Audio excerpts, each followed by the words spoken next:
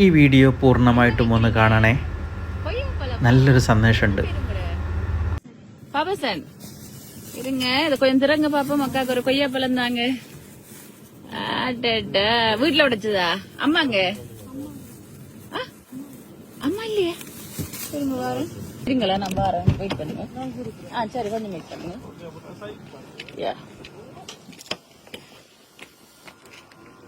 അമ്മങ്ങയ്യ sorry കേൾക്കലാമോ தெரியாது അമ്മ.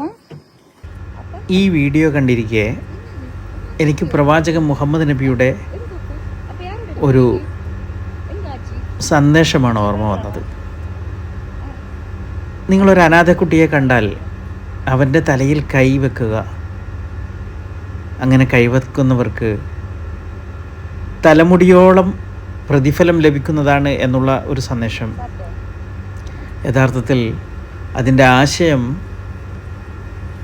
കൈ തലയിൽ വെക്കുക എന്ന് മാത്രമല്ല, ആ കുട്ടിക്ക് വേണ്ട സ്നേഹവും ആവശ്യങ്ങളും നിറവേറ്റി കൊടുക്കുക എന്നുള്ളതാണ്. ഈ സ്ത്രീ ഇവിടെ ചെയ്യുന്നതും ആ പ്രവാചകൻ്റെ സന്ദേശമാണ്. നാം പലപ്പോഴും പല വഴികളിലും വഴിയോര കച്ചവടക്കാർ കാണാറുണ്ട്. പക്ഷെ ഒരിക്കലും അവരുടെ ജീവിത സാഹചര്യത്തെക്കുറിച്ച് നമ്മൾ അന്വേഷിക്കാറില്ല.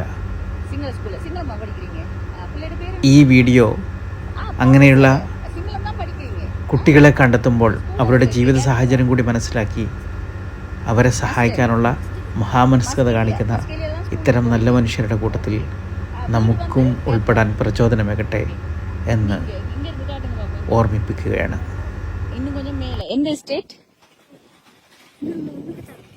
முன்னுக்கு அர்ஷாத் அர்ஷாத் இவர வீடு எங்க வடிவா கேளுங்க. வீடு எங்க இருக்கவங்கடா? எங்கன்னு சொல்லுங்க. இதுலயா? முக்காலையா? முக்காலையா? சரியா சொல்லுங்க. மோக்கால.